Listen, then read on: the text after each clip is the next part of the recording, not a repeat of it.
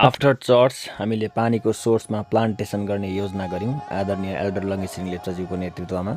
र विशेष गरी यहाँ भाइहरू देख्नुभयो तपाईँहरूले, अनि एल्डर बाउ स्वयं पनि हुनुहुन्छ। यहाँनिर केराको बिरुवा ओखलपाखल गर्ने काम गरिरहेका छौँ र विशेष गरेर हाम्रो काइना दाजुलाई धन्यवाद दिन चाहन्छु। उहाँले पानीको सोर्समा प्लान्टेसन गर्नको लागि केराको बिरुवा दिनुभयो अनि यहाँनिर हामी केराको बिरुवा उखालेर हामी रोडतर्फ लाँदैछौँ। यहाँ तपाईँले देख्न सक्नुहुन्छ आदरणीय एल्डर बाउ स्वयं पनि खटिरहनु भएको छ हामीसँग र म स्वयं पनि यहाँनिर खटिरहेको छु है। र हामी सबैलाई प्रभुले आशिष दिउन्, यी भाइहरू सबैजनालाई प्रभुले आशिष दिउन्। र विशेष गरेर अब हाम्रो फाइनली नरवीर दाजुको गाडी आइसकेको छ र उहाँको गाडीमा हामी यो सोर्सतर्फ लानेछौँ। हामी सबैजना जानेछौँ र त्यहाँ गएर हामी प्लान्टेसन गर्नेछौँ।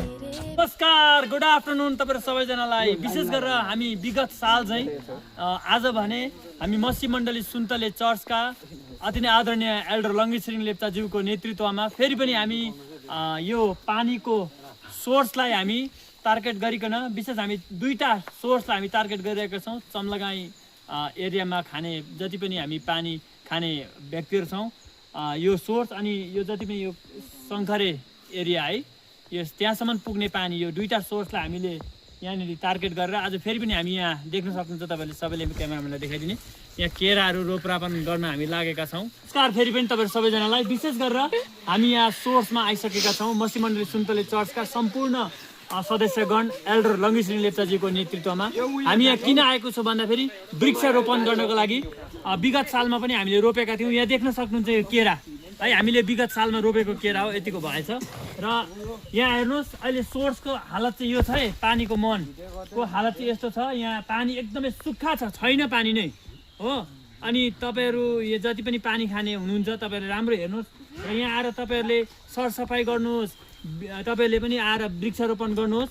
र यहाँ तपाईँहरूलाई म यही अपिल गर्न चाहन्छु। र तपाईँहरूले पानीको सोर्स पानीको मुहानको हालत देखिहाल्नुभयो। तपाईँहरूलाई म अपिल गर्न चाहन्छु तपाईँहरू सबैजनालाई, तपाईँहरूले आफ्नो घरमा तपाईँहरूले कहिले पनि पानीको मिसयुज नगरिदिनुहोस् है। पानी वेस्टेज कहिले पनि नजाओस्। विशेष गरेर पानीको महत्त्वलाई एकदमै बुझ्नुपर्ने हुन्छ।